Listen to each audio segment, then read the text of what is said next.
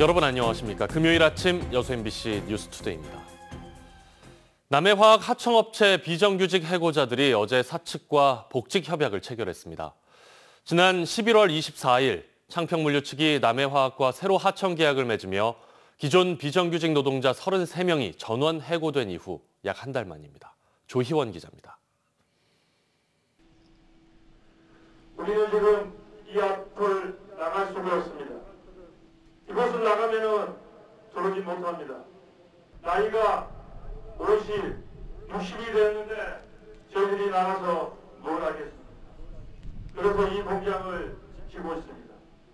지난 2019년 10월 남해화학 하청 비정규직 노동자 29명이 차가운 공장 휴게실에 스스로를 가뒀습니다. 51일간 이어진 길고 긴 노사협상. 결국 노동자들은 가족들의 품으로 돌아왔습니다. 하지만 2년이 지난 지난달 24일 노동자 33명은 다시 해고의 칼바람을 맞았습니다. 왜 이렇게 우리 비정규직 노동자들은 항시 2년마다 이렇게 집단해고가 돼야 됩니까? 아침에 6시에 출근해서 밤 11시에 퇴근하면 자식들 얼굴도 보지 못합니다. 그런데 그 세월이 저희들에게 온 것은 고작 해고였습니다. 또다시 옥새투쟁에 나선 노동자들. 해고자의 가족들은 눈물로 호소했고 노동자들은 서울로, 광주로 이야기를 할 수 있는 곳은 어디든지 쫓아갔습니다. 크리스마스 연휴를 하루 앞둔 어제 민주노총은 1,500명 규모의 대규모 총력투쟁 결의대회를 예고합니다. 결의대회를 8시간 앞둔 어제 오전 7시 반. 마침내 노사 양측은 장장 16시간이 걸린 마지막 마라톤 협상 끝에 33명 전원 원직 복직에 잠정 합의했습니다. 힘든 일도 있었고 또 중간에 아프신 분도 계셨고 그러지만은 건강하게 집으로 돌아갈 수 있어서 그거 이상 기분 좋은 것이 없습니다.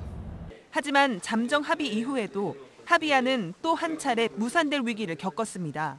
남해화학과 하청업체인 창평물류는 오전 11시로 예정했던 합의서 체결장에 나타나지 않았습니다.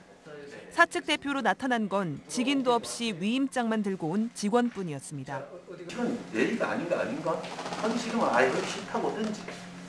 완전히 갖고 농락하는 것도 아니고. 창평물류 측은 5시간이 지나서야 모습을 드러냈고 남해화학은 끝내 불참한 채 합의서가 체결됐습니다. 그래서 어쨌든 좋은 결과가 도출돼서 앞으로 상황에 잘 이끌어갈 수 있도록 최선을 다하도록 하겠습니다. 노동자들은 4년을 마음졸인 끝에 겨우 일할 권리를 얻어냈습니다. 하지만 이번 협약서에도 재발 방지를 위한 구체적인 대책은 담기지 않아 노동자들은 2년 뒤 또다시 해고의 벼랑 끝에 서야 할지도 모릅니다. MBC 뉴스 조희원입니다. 광주지방고용노동청이 폭발 사고로 3명이 숨진 여수산단 석유화학 제품 제조업체 이일산업의 원하청 대표를 산업안전보건법 혐의로 입건했습니다.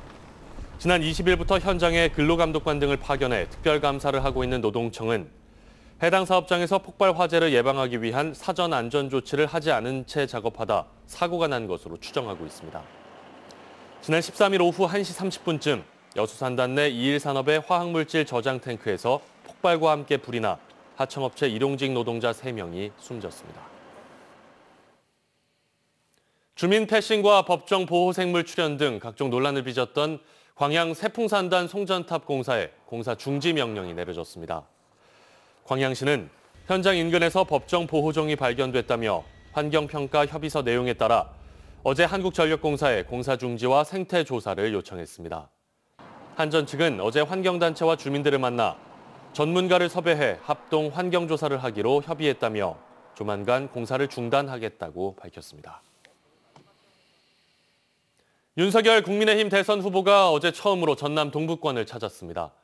윤 후보는 광양항의 경쟁력을 높이기 위해 항만과 배후단지 개발을 지원하겠다고 밝혔지만 전남 지역 의대 신설 문제 등에 대해서는 직접적인 언급을 피했습니다. 문형철 기자입니다. 1박 2일 일정으로 호남 민심 잡기에 나선 윤석열 국민의힘 대선 후보는 광주 AI 데이터 센터를 방문하며 둘째 날 행보를 시작했습니다. 이어 순천으로 이동해 전남 선대위 출범식에 참석한 윤 후보는 선거에서 승리하고 국민의힘이 수권 정당으로 거듭나기 위해서는 무엇보다 호남의 지지가 필요하다고 호소했습니다. 호남인들의 마음의 문을 열기만 하면 저희는 전국 선거에서 대승할 것으로 확신합니다. 여수 광양 항만공사를 방문해 해운 물류업체 관계자들과 간담회를 가진 윤 후보는 정부가 과거 투포트 정책을 추진했지만 광양항은 부산항보다 발전 속도가 느리고 국제 경쟁력도 떨어진다며 스마트 항만 구축과 배후단지 육성을 위해 노력하겠다고 밝혔습니다. 종합적인 이런 정책을 바탕으로 해서 광양항이 국제 경쟁력을 더욱 확보를 하고 이달 초 의대 신설이 아닌 분원 설치를 제안해 반발을 불러왔던 윤 후보는 의대 신설이 필요하다고 생각하냐는 질문에 치료에 불편함이 없도록 관심을 갖고 필요한 정책을 추진하겠다는 원론적인 입장만을 밝혔습니다. 한편 윤 후보의 실언 논란은 이번에도 이어졌습니다.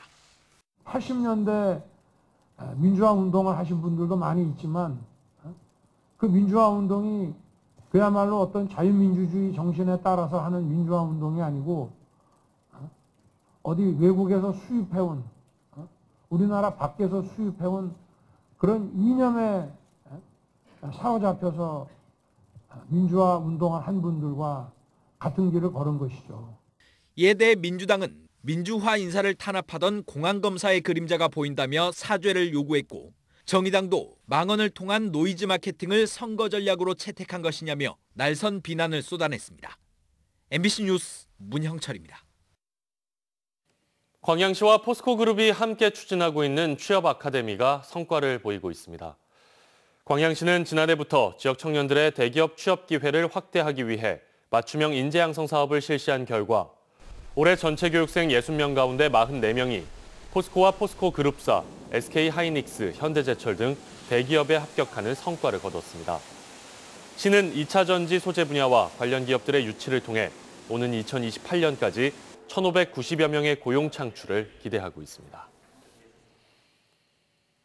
여수세계박람회장 디지털 갤러리에 눈썰 매장과 눈꽃 마을이 들어서 박람회장 활성화에 한몫을 하고 있습니다. 여수세계박람회재단은 최근 여수마이스협회와 함께 여수엑스포 국제관 디지털 갤러리에 눈썰 매장과 눈꽃 마을을 조성해 내년 2월 28일까지 제1회 여수엑스포 첫 번째 겨울축제를 진행한다고 밝혔습니다. 재단 측은 특히 겨울에도 눈이 쌓이지 않는 지역의 특성을 고려해 국내 최초로 사계절 눈썰 매장을 운영할 수 있는 슬로프를 설치했다며 공연과 포토존, 퍼레이드 등 다양한 콘텐츠를 즐길 수 있을 것으로 기대된다고 덧붙였습니다. 여성 장애인을 성추행한 장애인단체 간부가 1심에서 벌금형을 선고받았습니다. 광주지법 순천지원 제1형사부는 지난 2017년 한 여성 장애인의 신체 일부를 만진 혐의 등으로 기소된 전 시각장애인연합회 여수지 회장 A씨에 대해 벌금 1,500만 원을 선고하고 40시간의 성폭력 치료 프로그램 이수 등을 명령했습니다. 재판부는 피고인이 지회장의 권한을 이용해 장애인을 추행한 것은 죄질이 불량하고 피해자도 엄벌을 원하고 있다며 양형 이유를 설명했습니다. 마침내 기아 타이거즈가 나성범의 영입을 공식화했습니다. 계약 총액 기준으로 프로야구 역대 최고액을 안기며 내년 시즌에 대한 기대를 부풀렸는데요. 양현종 선수와는 아직 줄다리기 중입니다. 조현성 기자입니다. 팬들이 고대하던 두 개의 소식 중 한 가지 소식이 먼저 전해졌습니다. 한때 메이저리그 진출을 노릴 정도로 실력을 검증받은 홈런 타자 나성범의 영입. 계약 기간 6년에 보장 금액 120억, 옵션을 포함한 총액은 150억 원이었습니다. 4년 전 이대호가 롯데와 계약하면서 받은 금액과 같은 역대 자유계약 선수 최고 대우입니다. 9년 통산 타율 3할 1푼 1리에 통산 홈런은 212개. 지난 시즌에는 전 경기에 출장하며 타점 101개를 기록했던 나성범은 하루빨리 팀에 적응해 팬들의 기대에 부응하겠다고 밝혔습니다. 긴장이 좀 많이 되는 것 같아요. 빨리 선수들과 소통하면서 좋은 모습 보이도록 하겠습니다. 기아는 5년 전 최영우 영입 효과에 힘입어 곧바로 한국 시리즈 우승이라는 결실을 맺은 좋은 기억이 있습니다. 남겨진 과제는 양현종과의 최종 계약. 지난해 대비해서 팬들은 기아와의 마지막 협상에서 조금 더 고민할 시간을 달라한 영원한 에이스의 고민의 시간이 너무 길어지지 않기를 기대하고 있습니다. MBC 뉴스 조현성입니다. 대한민국 문화도시로 선정된 목포시가 3대항 6대 도시였던 1930년대 전성기의 목포를 다시 꿈꾸고 있습니다. 김한수 기자가 취재했습니다. 버스터미널이 있는 3호 광장은 비가 많이 오면 항상 잠겼지.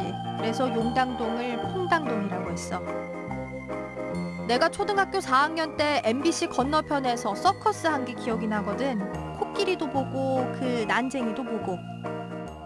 지금은 찾아볼 수 없는 용당 이동의 기억을 옛 세대에게서 전해 듣고 기록했습니다. 목포 23개 동에 서려 있는 호랑이 담배 피우던 시절의 이야기들을 하나씩 모아가고 있습니다.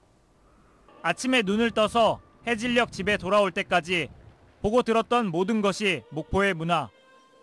23명의 문화 통장들이 희미해지는 옛 삶의 자취와 현 세대의 문화 욕구들을 잇고 있습니다. 목포에 살면서 타 지역은 통영, 부산, 인천 그런 데는 가보고 싶어 하면서 진정 내가 살고 있는 이 동들은 모르면서 목포가 지향하는 건 문화 항구 도시. 1897년 개항 이후 문물이 드나드는 거점이 되어 국내 3대항 6대 도시로 꼽혔던 화려한 시절을 문화로 복원하겠다는 겁니다. 다양한 세대와 많은 계층의 각기 다른 문화가 생동하는 여건을 만드는 게 목포시의 꿈입니다. 제1의 개항에서 많은 문물이 오고 갔던 것처럼 제2의 개항에는 다양한 문화들이 오고 가는 그런 목포로 만들 것이거든요. 문화갯물학교, 문화항구 조타실 사업, 문화다방 사업 등을 통해 시민들의 영향력을 키우겠다는 목포시. 문화도시로 안착하는 건 시민 모두가 문화의 주체가 되어야 가능한 일이기 때문입니다. MBC 뉴스 김한수입니다. 여수시 통합 현충탑 건립을 놓고 지역 내 갈등이 불거진 가운데 여수시가 기본계획 수립 용역에 앞서 시민들의 의견을 수렴했습니다. 여수시는 어제 시민회관에서 보훈단체 회원과 지역 주민들이 참여한 가운데 통합 현충탑 건립 시민공청회를 열고 지난 23년간 이원화돼 있던 현충탑을 한 곳으로 통합하는 방안에 대해 각계각층의 다양한 의견을 들었습니다. 여수시는 이번 공청회와 관련해 여수시 의회와 시민협, 일부 지역주민 대표 등에도 공청회 토론자 추천을 의뢰했지만 참석 불가를 통보해왔다고 밝혔습니다. 낮술을 마시고 근무한 광양시 공무직에 중징계가 내려졌습니다. 광양시는 지난달 모 도서관 소속 공무직 A씨가 낮술을 마신 뒤 근무했다는 민원이 제기돼 진위 파악을 위한 감사를 실시한 결과 상당 부분이 사실로 확인돼 정직 1개월의 중징계 처분을 내렸다고 밝혔습니다. 한편 A씨의 일탈 행위는 지난달 4일 통합공무원노조 광양시 지부 게시판을 통해 처음 제기됐습니다. 흡연으로 인한 화재로부터 문화재를 보호하기 위해 내년 1월 20일부터 여수시 관내문화재 32곳이 금연구역으로 지정 관리됩니다. 여수시에 따르면 이번에 금연구역으로 지정되는 곳은 진남관과 흥국사 등 국가나 도 지정과 등록문화재 32곳이며 이곳에서 흡연하다가 적발되면 문화재보호법에 따라 10만 원 이하의 과태료가 부과됩니다. 이를 위해 여수시는 지난달 말부터 20일 동안 시 홈페이지를 통해 행정예고와 함께 시민 의견을 수렴했으며 금연구역임을 알리는 표지와 현수막을 설치하는 등 시민과 관광객들에 대한 홍보와 계도에 나설 예정입니다. 광양시 의회가 지난 제305회 정례회 3차 본회의에서 최대원 의원이 발의한 광양시 예술인 복지 증진에 관한 조례안을 최종 통과시켰습니다. 이번 조례안은 지역 예술인들의 지위를 보호하고 복지 증진에 관한 정책과 문화예술진흥 종합계획을 수립해 사업을 추진하도록 했으며 창작활동 지원과 처우 개선 등을 위한 내용이 담겨 있습니다.